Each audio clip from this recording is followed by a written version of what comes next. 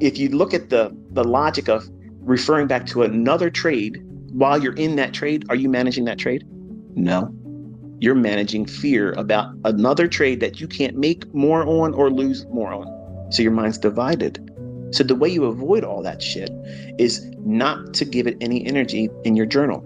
You take every experience, positive or negative, profitable or negative, a loss, and you make it an instructive, positive installment in your development.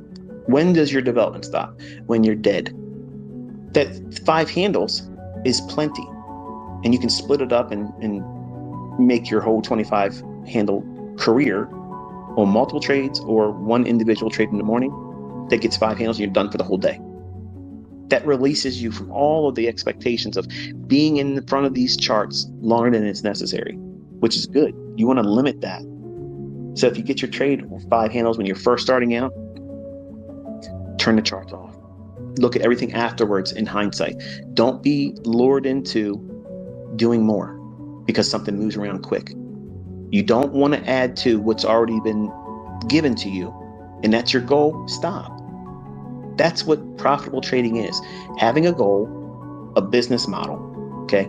We call it a trading model, but it's a business model. Foot Locker don't go out there and say, you know what, we're doing so well selling shoes. We need to get into the fucking pizza business. Let's start selling pizzas and burritos. Because who wouldn't want a fucking Foot Locker burrito, right? That shit don't work.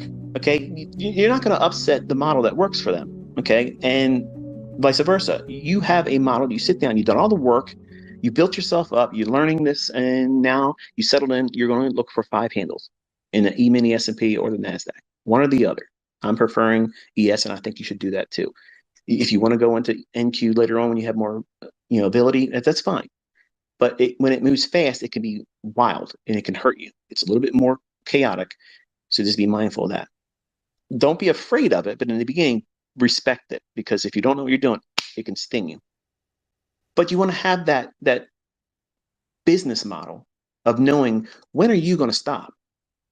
See, when I go into live streamers all the time, I'll ask them, I say, hey, look, I asked this of Trades by Matt, I asked it by Corbs, I asked it by 2 other YouTubers, and they ignored me in there because I know why. They don't want to talk to me because they think I'm in there trying to make fun of them. I'm not. I respect anybody that's doing a live stream. I would never go in there and try to be disruptive about anything like that, because number one, it takes a lot of focus and it's a dick move. And 2, I can respect the fact that they're doing it, because there isn't a lot of people that are willing to get out there and literally live stream. So that is ballsy. In anybody that does it, that they got my respect, even if they blow up all the time and blow their accounts and go to maximum loss multiple times in the same week. It's still respectful that they do it. I want to ask them questions like, hey, when do you stop? What draws the line in the sand? Say, okay, I'm not trading anymore today. I've done enough, either because of the loss or the win. Like, how do you get to the point of contentment where you no longer feel that it's needed for you to be in front of the charts? Have you even considered that in your development, in your building of your trading plan? Because it's easy to see, oh, it's early. I've already got my 10 handles for the day. That's 2 days work. That's 2 days of work. What do you think? You're going to go in there again? Because that's exactly what you're going to do. You're going to think the market's on fire. You got to push your edge until it's dull and you lost what you made and more. Plus commissions. Don't you feel smart? Twitter can get you hurt by people that don't know what the fuck they're talking about. Your business model is only profitable when you follow it. Your trading plan is only profitable when you follow it. Your wife, your husband, your significant other, your children, your dependents, your best friends, your coworkers, your boss, and ICT, we're not going to be there to help you press the button and manage it and tell you when to stop. That's personal responsibility.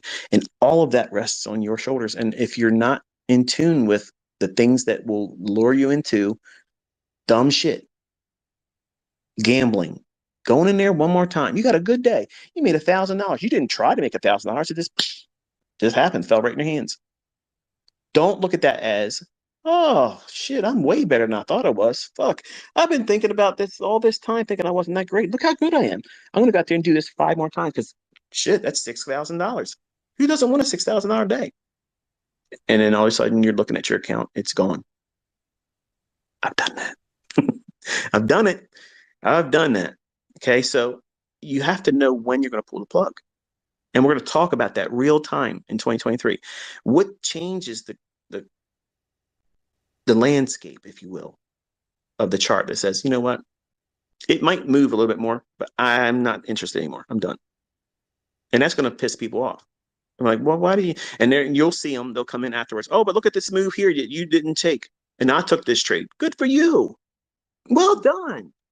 Good for you. I'm not going to shoot that down. But don't come at me because you found something that outside what I'm willing to take a trade on. That doesn't mean shit. It just means that you found the setup and you engaged it. Well done. That's exactly what traders are supposed to do. Find an independent setup that they took on themselves and they manage the risk. And if it was profitable, great.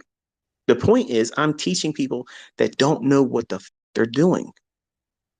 How do you go into this and do it right?